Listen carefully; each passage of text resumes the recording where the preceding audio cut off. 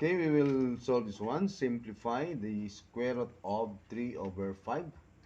So, ang gagawin natin dito, we have to multiply the radicand by 5 over 5 to make the denominator a perfect square. Ang tawag niyan, rationalizing the denominator.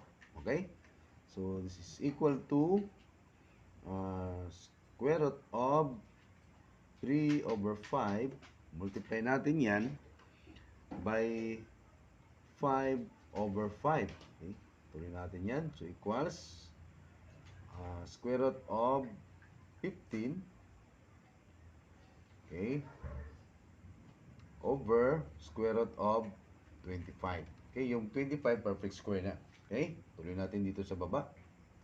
Separate natin yan, square root of 15 over square root of 25.